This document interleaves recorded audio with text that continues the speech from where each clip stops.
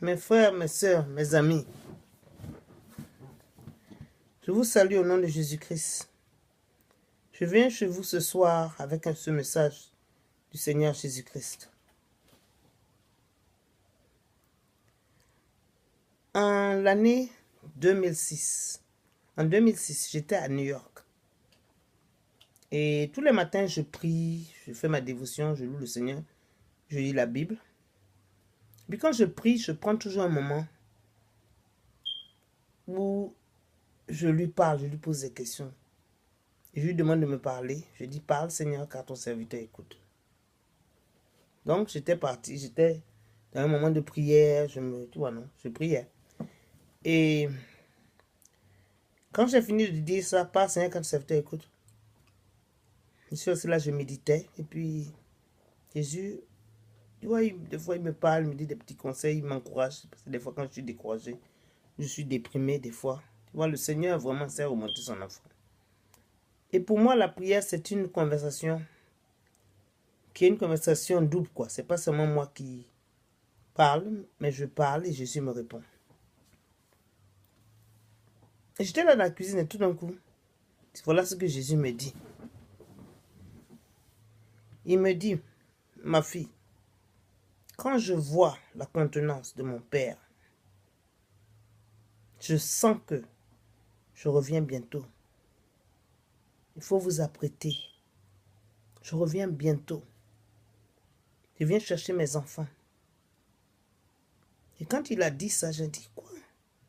Je reviens très bientôt. C'est comme si j'avais l'impression que Jésus allait me dire la date. Et je me suis dit, non, ça c'est pas, peut-être c'est la voix du diable. S'il me donne la date, ça c'est la voix du diable.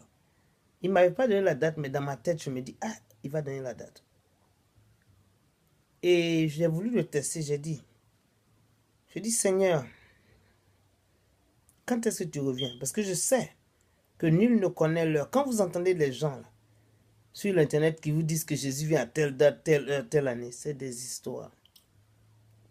La Bible est claire, nul ne connaît l'heure du retour du Seigneur.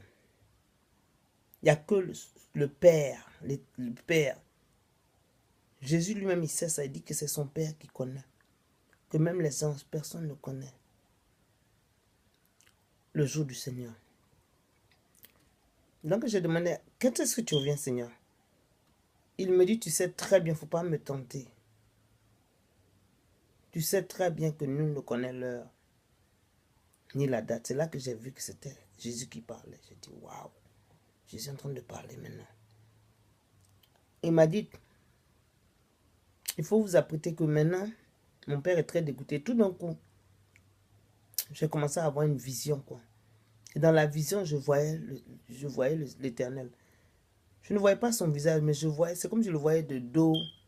Et puis, il était comme ça, il avait l'air dégoûté. J'ai vu toute son énergie.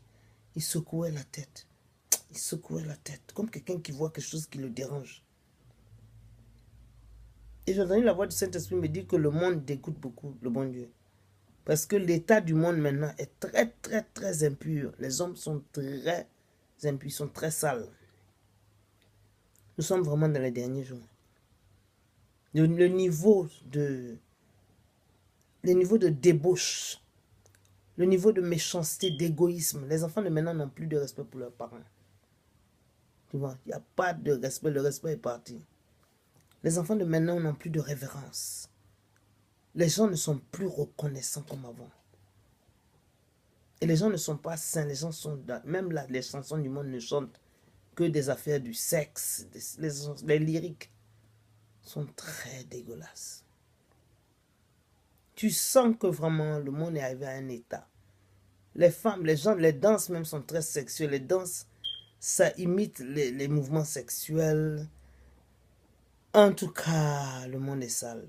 Et Dieu qui est saint, qui est élevé, en tout cas, il ne va pas supporter tout cela longtemps. Il va un matin, ou je ne sais pas quel moment de la journée, dire, va prendre mes enfants. Et ce sera la fin. Ce sera l'enlèvement. Et mes chéris, mes bien-aimés, je vais vous dire quelque chose. Ce n'est pas n'importe qui va rapturer. Hein. Ceux qui vont rapturer, ce sont les gens qui sont sanctifiés. qui ont lavé leur sang dans la robe de Jésus. Ce n'est pas n'importe qui.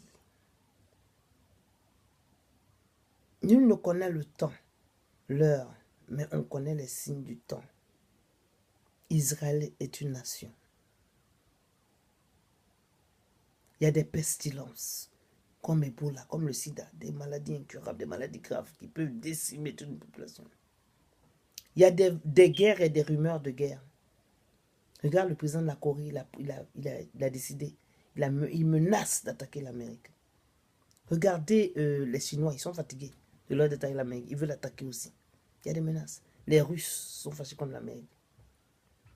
Je vis aux États-Unis, c'est pour ça que je parle de l'Amérique. Parce que la fin du monde, si vous le savez, ça commence en Amérique. C'est là que ça va commencer, selon les prophéties. Et c'est vraiment la fin. Le monde, quand tu regardes les maladies, quand tu regardes la nature des êtres humains, les jeunes maintenant, ils sont versés dans l'homosexualité. Quand tu regardes les jeunes, même la manière dont ils s'habillent, des fois, tu ne comprends même pas. Ils sont efféminés. Ce n'est plus comme avant. Hein. Avant même, le PD, lui, venait vivre sa vie. Lui, ne se cachait pas.